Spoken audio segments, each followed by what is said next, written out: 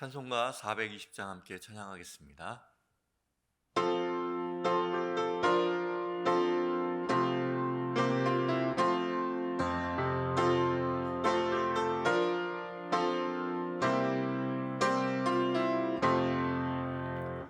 너 성결케 위해 늘 기도하며 너 주 안에 있어 늘 성경 보고 온 형제들 함께 늘 사귀면서 일하기 전마다 너 기도하라. 너 성결케 위해 내 머리 숙여 저 은밀히 계신 내 주께 빌라. 주 사귀어 살며 주 닮으리니 널 보는 이마다 주 생각하라. 너 성결케 위해 주 따라가고 일 다급하여도 당황치 말고 참 즐거울 때나 또 슬플 때나 너 주님만 믿고 늘 따라가라. 너 성결케 위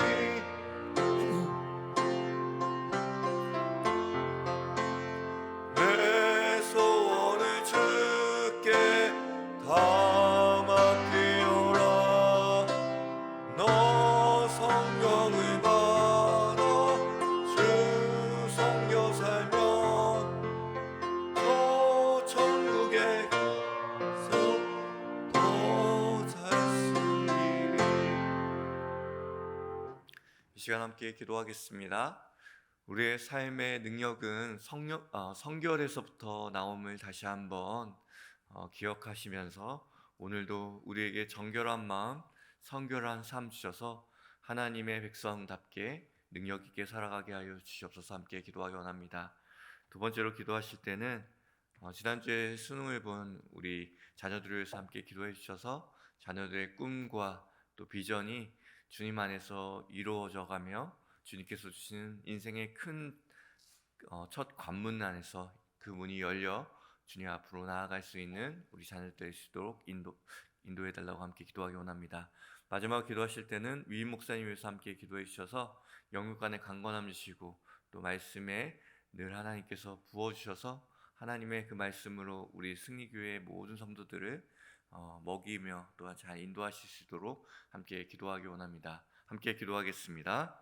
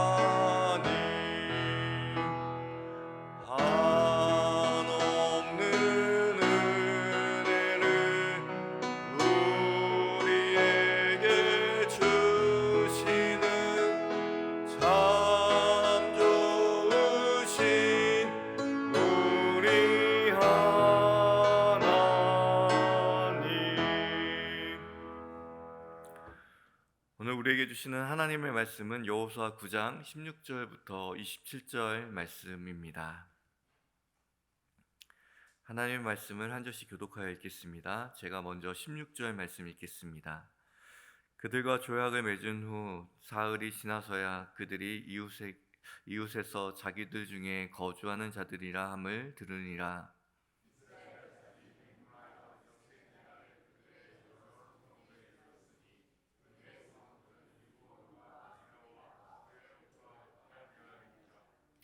그러나 회중 족장들이 이스라엘의 하나님 여호와로 그들에게 맹세하였기 때문에 이스라엘 자손이 그들을 치지 못한지라. 그러므로 회중이 다 족장들을 원망하니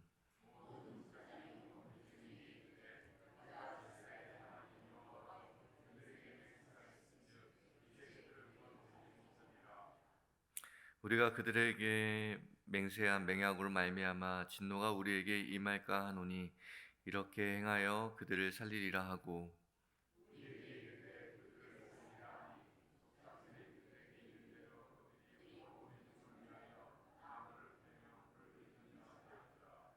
여호수아가 그들을 불러다가 말하여 이르되 너희가 우리 가운데 거주하면서 어찌하여 심히 먼 곳에서 왔다고 하여 우리를 속였느냐.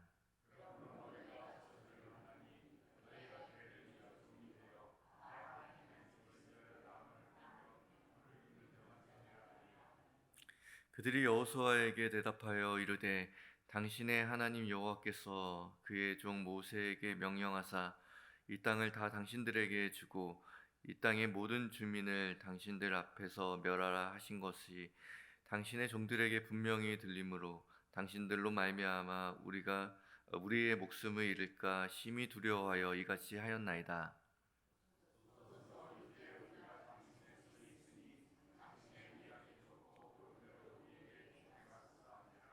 여호수아가 곧 그대로 그들에게 행하여 그들을 이스라엘 자손의 손에서 건져 죽이지 못하게 하니라.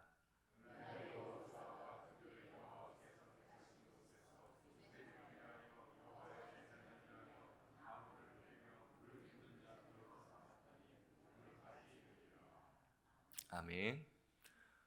요즘 영화를 보면 옛날 영화와 좀 다른 양상이 있습니다. 악인을 그려낼 때, 또 죄인을 그려낼 때에 그냥 단순하게 그려내지 않는다는 겁니다. 때로는 악인을 주제로 한 영화들도 있습니다. 그래서 그 악인이 그 악의 모습을 갖기까지 얼마나 힘들었었는지, 어렸을 때 상처가 얼마나 깊었는지, 그리고 삶 가운데 얼마나 큰 좌절이 있었는지를 보여주면서 악인에게 공감하게 하는 거예요. 그래서 그 공감을 토대로 그 악인의 삶을 보여주면서 악인이 어쩔 수 없이 그럴 수밖에 없었다라는 것. 이야기를 점점 영화를 보면 볼수록 그 악인에게 동정심도 가고 또 나의 마음을 감정이입까지 하게 됩니다. 대표적인 영화가 뭐 조폭 영화들도 있을 것이고 외국에서는 한때 많은 사람들이 보았던 조커라는 배트맨의 상대 악당으로 나오는 조커라는 인물을 아주 다양하게 그려놔서 그 이야기를 볼 때마다 조커에게도 그럴 만한 이유가 있었구나, 그 악당에게도 그럴 만한 이유가 있었구나 라는 공감을 일으키게 됩니다. 그래서 요즘 사회에서 종종 말하는 이야기 중에 하나가 악인에게 서사를 부여하지 말라라는 이야기를 하곤 합니다. 어떤 이야기를 할 때 그럴 만한 사정이 있는 것처럼 너무 자세히 그것들을 설명하고 이야기를 하다 보면 어느새 그 악이 합당하게 되고 정당하게도 되고, 그리고 그 악으로부터 희생된 사람들을 기억하기보다는 그 악인에게 자꾸만 초점을 맞추기 때문에 악인에게 그 서사를 부여하지 말라라는 이야기를 하게 됩니다. 우리가 성경을 읽을 때도 이 말을 좀 명심하고 우리가 성경을 읽어야 합니다.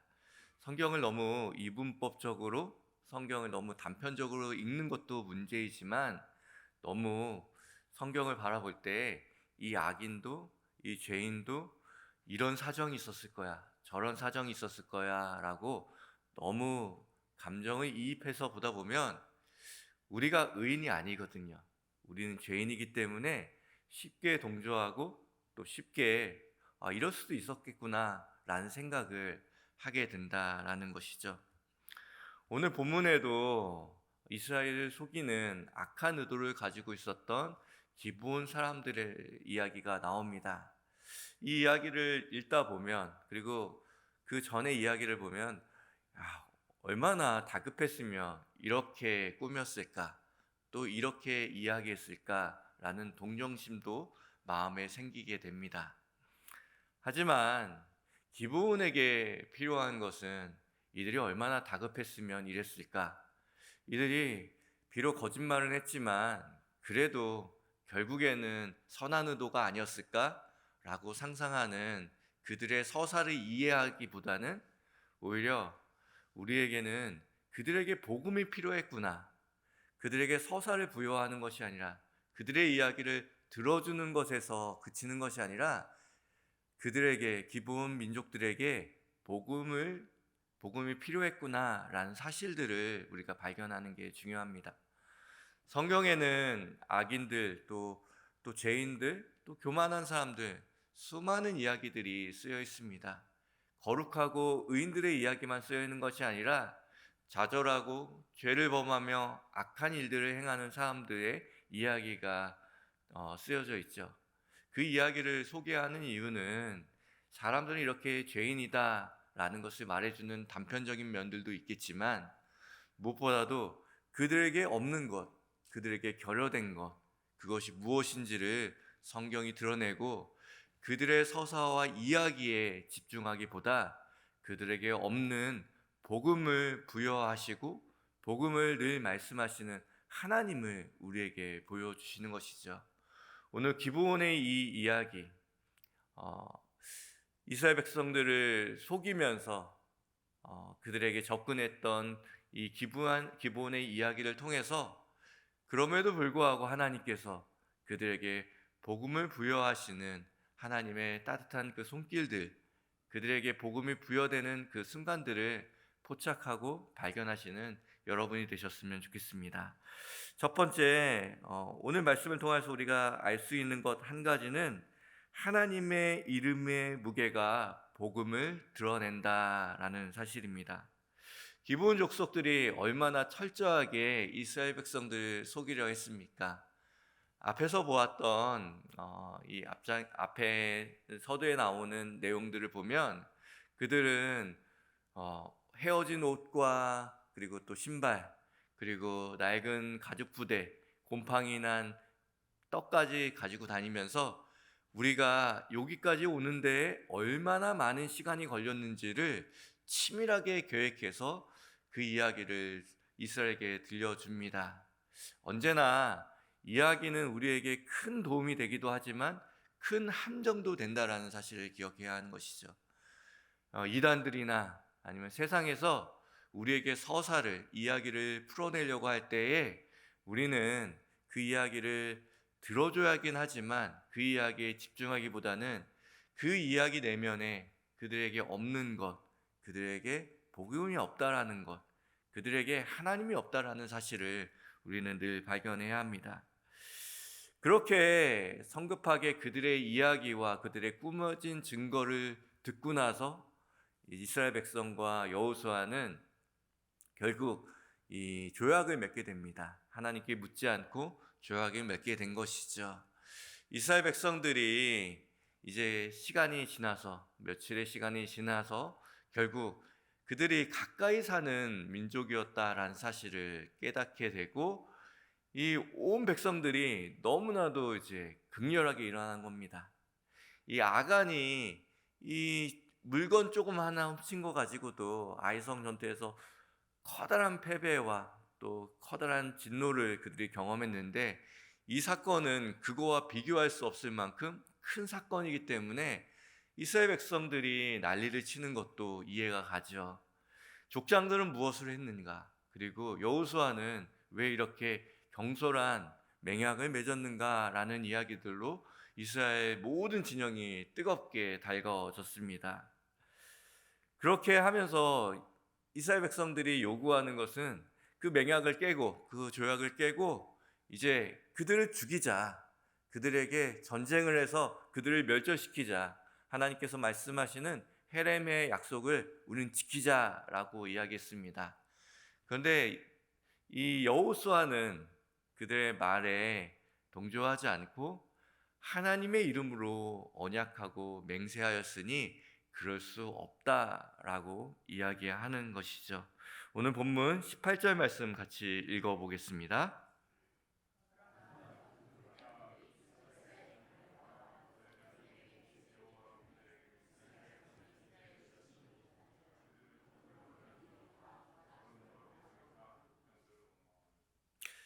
여기서 하나님의 이름으로 한 언약이 또 하나님의 이름의 무게를 우리는 느낄 수 있습니다. 하나님의 이름으로 한 언약은 비록 그 안에 거짓과 속임수가 숨어 있을지라도, 묻어 있을지라도 그것을 감정적인 것으로 또 그들이 속였으니까 이것은 무효다 할 수 없다라고 이야기해 주고 있습니다. 감정이나 상황이 뒤집혔다고 해서 하나님의 이름으로 한 약속은 절대 뒤집힐 수 없다라는 것을 이야기하는 것이죠. 이것을 들으면 한 가지 떠오르는 단어가 있죠. 서원이라는 단어가 있습니다. 하나님의 이름으로 또 주님의 이름으로 맹세한 것, 이렇게 서원한 것은 꼭 지켜야 한다라는 우리가 그런 생각을 하게 되죠. 물론 그것에 대한 교훈도 오늘 본문 안에는 있습니다. 하나님의 이름으로 한 것은 반드시 지켜야 합니다. 하나님의 이름이 불변하고 하나님의 언약이 신실하기 때문에 그 언약을 우리도 신실하게 지켜야 하는 것이죠. 우리 편에서 보면 이것은 서원이기 때문에 꼭 잘 지켜야 한다라는 교훈을 우리가 얻을 수 있지만 하나님의 말씀은 우리 편에서만 생각하는 것이 아니라 하나님 편에서도 생각해 봐야 하는 것이죠. 하나님 편에서 이 이야기를 읽어낼 능력이 우리에게 필요합니다. 이 시점에서 우리는 복음과 만나게 되는 것이죠. 기브온과 같이 멸절되어야 할 헤렘의 대상이었던 우리가 하나님의 이름으로, 주님의 이름으로 언약한 십자가의 그 언약 때문에 우리가 구원받을 수 있다라는 그 근거 자체가 하나님의 이름의 그 무거움에 있는 거예요. 그 하나님의 이름의 진중함에 있는 것이고 그분의 약속의 그 불변성에 있다라는 것이죠. 우리가 십자가의 언약이 어떻게 맺어졌는지를 잘 생각해 보시면 기본의 이야기와 좀 맞닿아 있는 부분을 볼 수 있습니다. 십자가에 달리신 예수님께서 그 십자가에 달리셨을 때 어떤 말씀을 하셨나요? 저들의 죄를 용서하여 주시옵소서. 저들이 하는 일을 알지 못합니다 라고 말씀하십니다.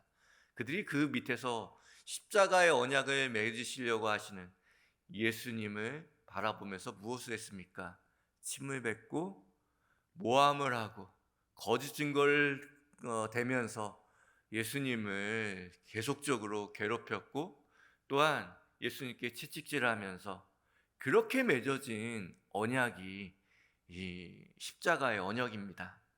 십자가의 언약에 거짓이 섞여 있고 모욕과 능멸과 침뱉음과 수많은 것들이 섞여 있다고 해서 예수님께서 이 언약은 무효다라고 말씀하셨을까요? 아니죠. 오히려 저들이 하는 일들을 저들이 모르니 하나님 저들을 용서하여 주시옵소서. 저는 십자가의 언약을, 저들을 구원할 그 언약을, 저들이 진멸의 대상에서 이제 구원의 대상으로 옮겨지는 이 언약을 저들의 속임수에도 거짓말에도 저들의 능력에도 불구하고 그것이 십자가의 그 언약 가장 그 가운데 있음에도 불구하고 이 언약은 깨질 수 없습니다. 이 언약은 예수 그리스도의 이름 그리고 하나님의 이름으로 맺어진 언약이기 때문에 그 언약의 무게만큼 깨어질 수 없는 불변하는 언약입니다 라고 우리에게 말씀해주고 있는 것이죠. 기브온의 언약에 기브온의 속임수가 있기 때문에, 그들의 속이는 그 이야기가 섞여 있기 때문에 기브온의 언약은 철폐돼야 합니다. 그들 진멸시켜야 합니다. 라고 말하는 이스라엘 백성들의 그 요구를 여호수아는, 하나님의 이름으로 맺어진 그 언약은 그 이름의 무게와 그 불변함 때문에 절대 어겨질 수 없다, 돌이킬 수 없다라고 말하는 것이죠. 서원을 하고 나면 마음이 불편하고 무겁습니다. 꼭 지켜야 할 텐데, 꼭 지켜야 할 텐데.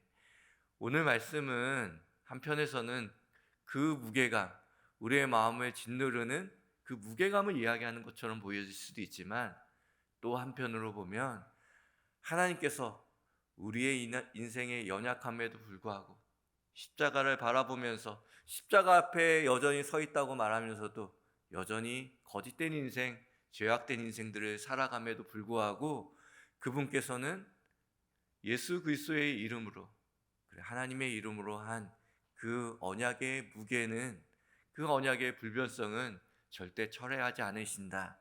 그것이야말로 하나님의 이름으로 언약을 했다라는 말의 진정한 의미를 드러내는 것이죠. 하나님의 이름의 언약의 무게를 이해할 때 복음의 무게를 이해하게 되고, 복음의 불변성을, 왜 우리가 이토록 십자가를 지시는 예수님 앞에서 이렇게 불경한데도 불구하고, 거짓으로 그분을 못 박았는데도 불구하고 그것이 절대 변개치되지 않고 그것이 유지되는 이유를 우리에게 말씀해 주시는 것이죠. 하나님의 이름의 무게를 진지하게 생각해 보시고, 또 하나님의 이름으로 우리가 하는 인생의 모든 일들과 봉사를 다시 한번 생각해 보십시오. 주님의 그 무게에는, 그 이름의 무게에는 언제나 복음의 무게가 담겨 있다는 사실을 다시 한번 발견하시는 복된 여러분의 삶이 되시길 주님의 이름으로 기원드립니다. 두 번째로, 하나님은 저주가 변하여 축복을 이루시는 분이시라는 사실을 기억하게 합니다. 하나님께서는 우리의 인생이 저마다의 죄악된 죄의 서사로 쓰여져 가고 있다는 사실을 알고 있습니다. 우리의 삶을 의롭게 또 선하게 살아가려고 해도 오늘 우리에게 쓰여지는 내용 중에는 선하고 거룩한 내용만 쓰여지지 않고, 우리의 인생의 어떤 한 부분에서는 또 죄악의 서사가, 죄악의 이야기들이 한 구절 한 구절 끼어들고 또 쓰여지게 될 것입니다. 오늘 본문 21절 말씀 같이 좀 읽어보겠습니다.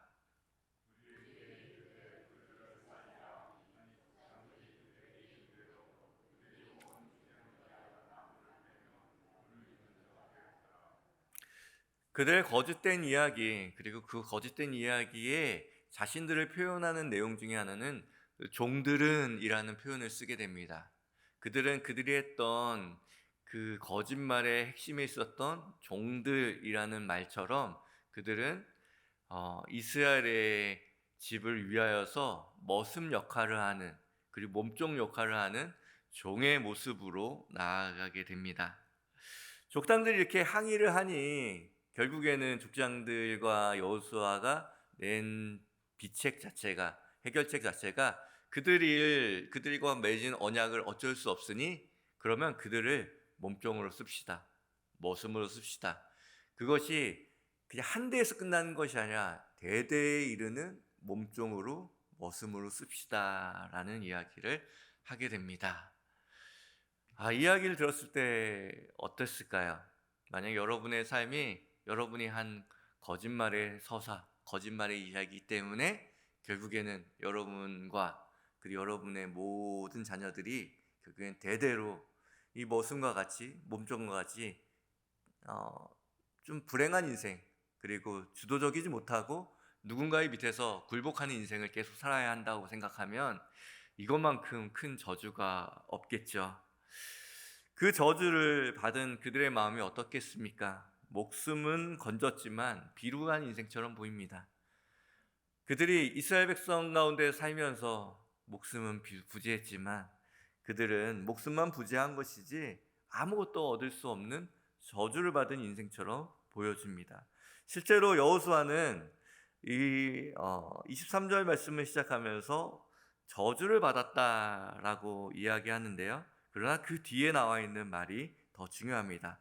본문 23절 말씀 보겠습니다.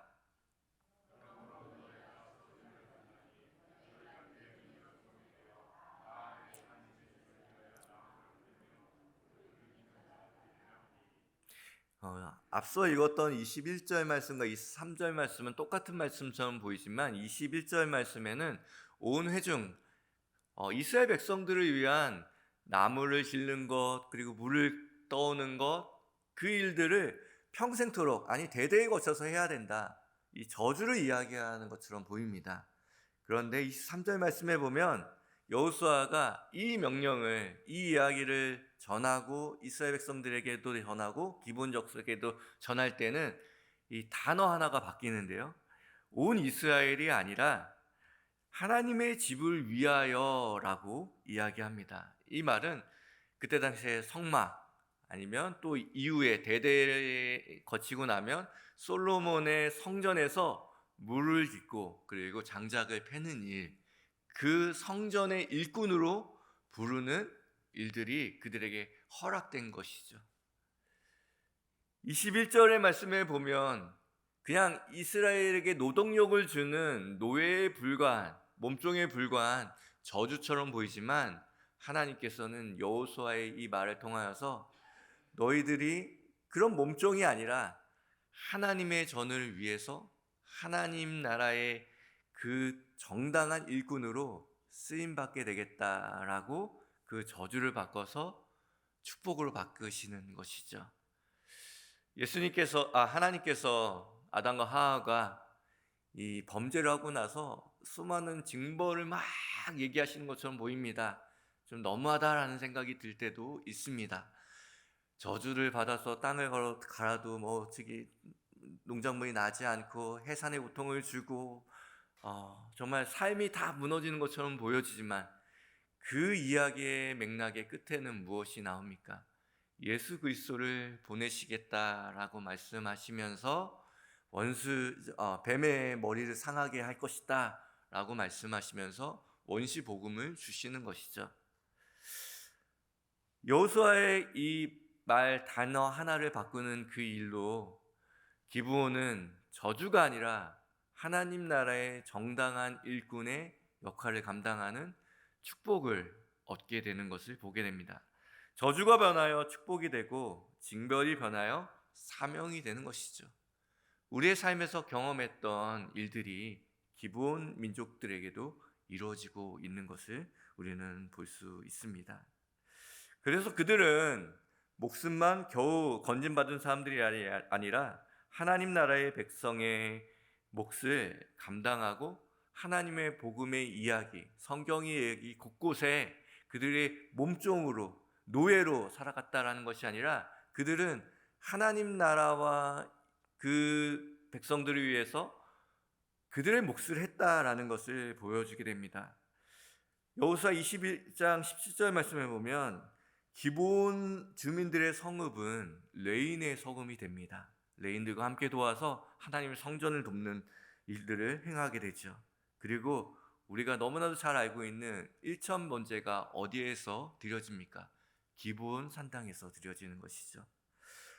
포로 귀환 후에 느헤미야를 도와서 이스라엘 백성이었던 유력한 자들도 성벽을 건축하는데 함께 동참하지 않는데 기브온 민족들은 자신들의 모든 권리를 내려놓고서 성벽을 돕는 데 있어서 이스라엘 백성의 일원으로 하나님 나라의 백성의 일원으로 그 일들을 행해 나갑니다.